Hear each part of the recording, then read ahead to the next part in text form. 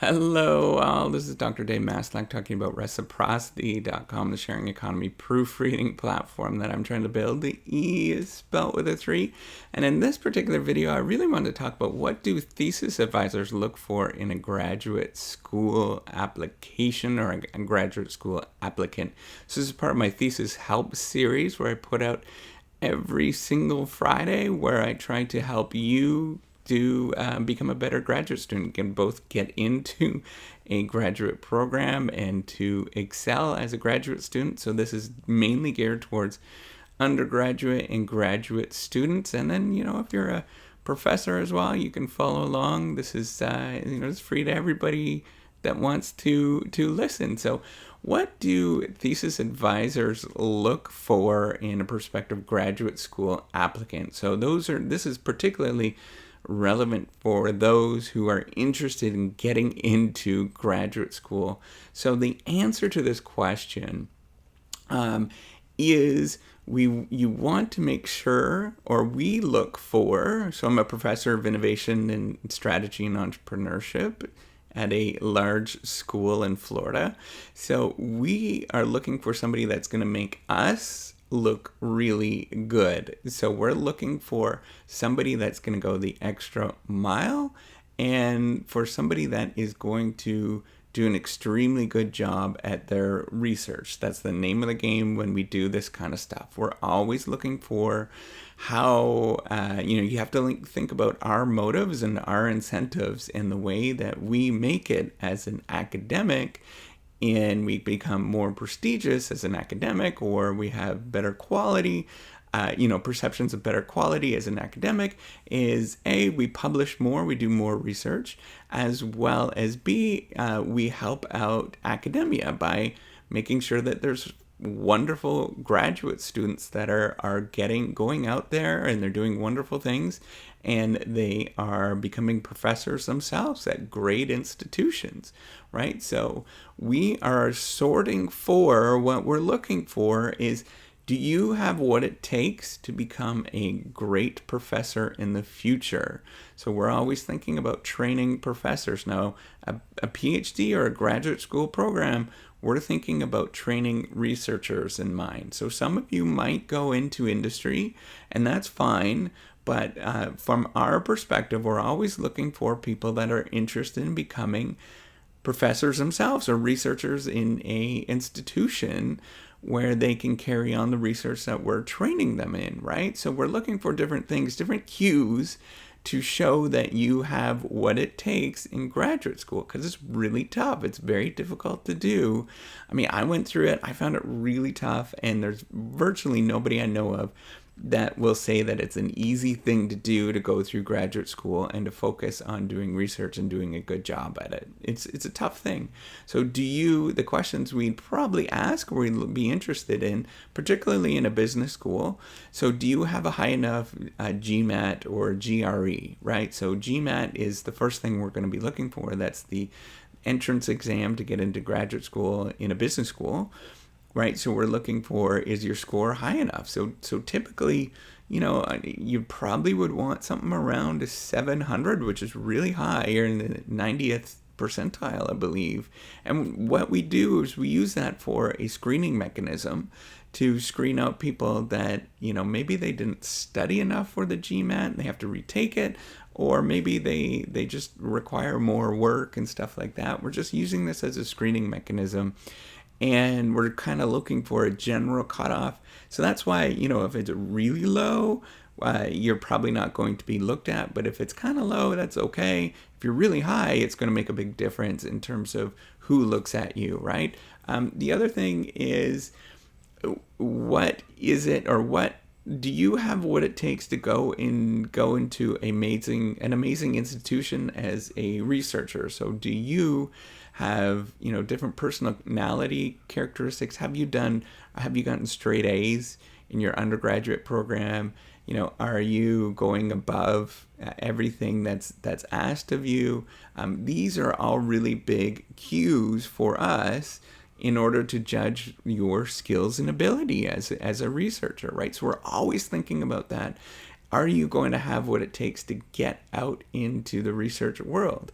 Now, and if any of these are negative, if there's any sort of red flags, then chances are we're going to probably pass over your application. Now, I'm not speaking for everybody, right? And I'm not speaking for my own institution. There's people have their own decisions and stuff like that. But this is generally how things work in academia. It's stuff I wish I would have known going into academia, right?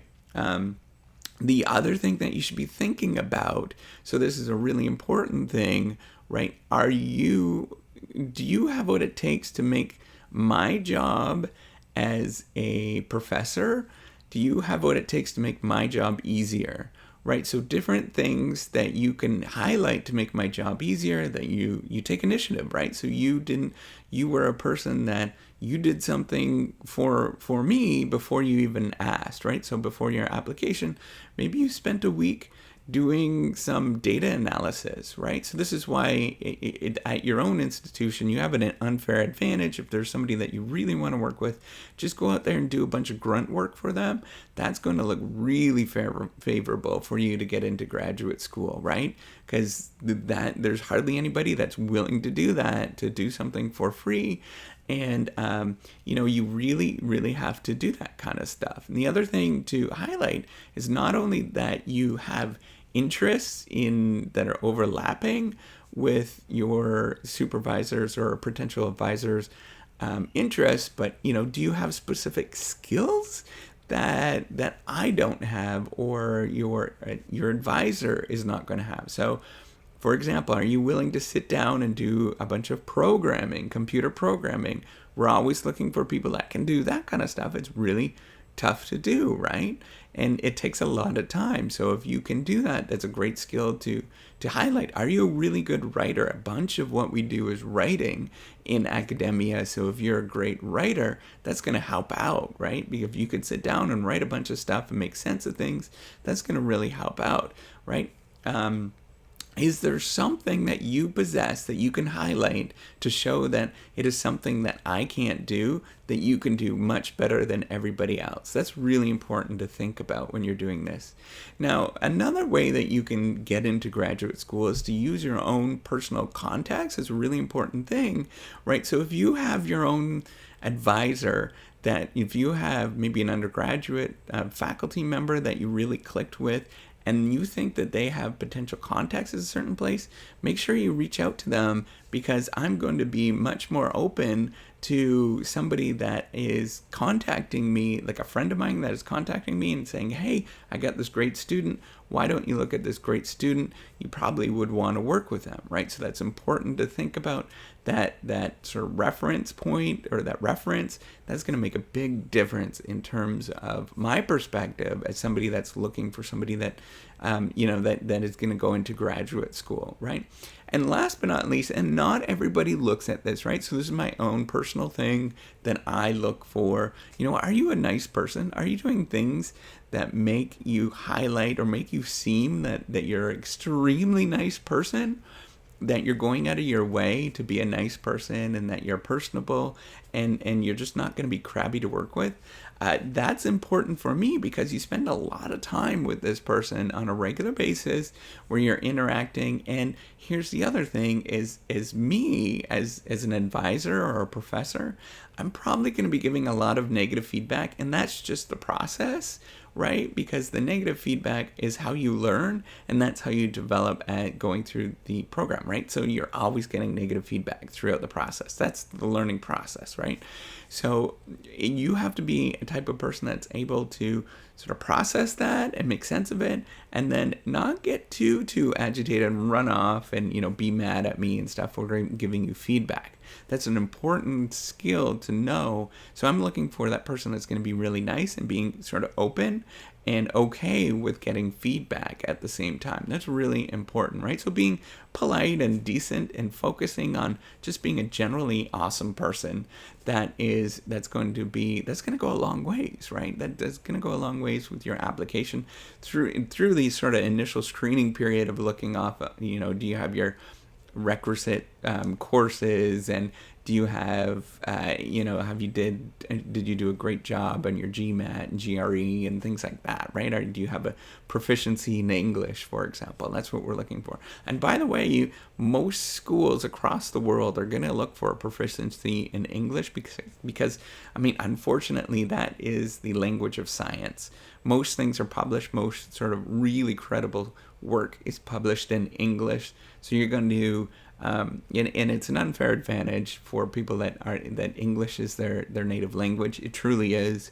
But if you're coming from another country, you have to demonstrate that you're going to be very, very proficient in English, like extremely proficient in English. So you have to really focus on that.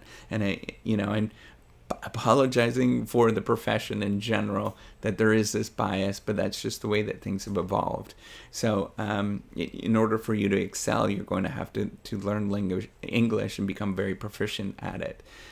So that is the key things that I personally am looking for, and there's probably other things that I might discuss in some future video if you're interested in watching.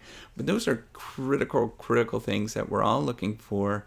Do you have the sort of baseline intelligence to get in through a fairly high GMAT GRE score? Are you going to become a rock star researcher? Are you going to be this person that is going to make me look good, right? I'm always thinking, you got to think, people are always incentivized to think about themselves, right? That's just human nature. We're always incentivized to think about themselves. So you have to think about the incentives and how to align it to show me that you are going to make me look good, right? However that might be. So that is going to be thinking about, do you have skills that I don't have, right? Do you have some outrageous skills that I don't have? Do you have personal contacts with different people that might sort of introduce you to different other people, right? These are critical, important things that you should be thinking about along the way, and trying to leverage them. And then demonstrating that you're a decent person. Academia is really, really small. And, as soon as people find out that you're not a decent person and that you're kind of a grump or you're just mean or something like that, it's going to be hard for you to get a job. It's going to be hard for you to get placed. Unless you're an absolute research superstar, then it's easy, no matter who you are. But it's going to be hard for you to get placed someplace, and that's going to look badly on me because I can't place you, or your advisor can't place you in any sort of way. So that's it. That's all I wanted to say. If you like this video, make sure you do the old thumbs up. Again, if you want to help out the Reciprocity Project, it is geared towards helping out graduate students. I'm hoping that this will actually become profitable at some point in the future. And if it does, I would love to start giving scholarships and stuff like that to graduate students, particularly in behavioral sciences. That's where I am looking at this moment. And finally, you can watch some old videos where I have this kind of stuff. It helps out with getting the word out, right? So if you watch the videos, it definitely helps out. And there's a lot of interesting things that I've been posting up there that you think I think you would be very, very interested in terms of going into graduate studies and becoming some sort of research scientist out there. And I encourage you to look at those. They're very, very interesting stuff that I'm trying to put out all of my best material, so it's being as helpful as possible to as many people as possible around the world. That's my goal, right? So that's it. That's all I wanted to say. Take care. Have a good day, and I'm really looking forward to seeing you on the next video. Bye.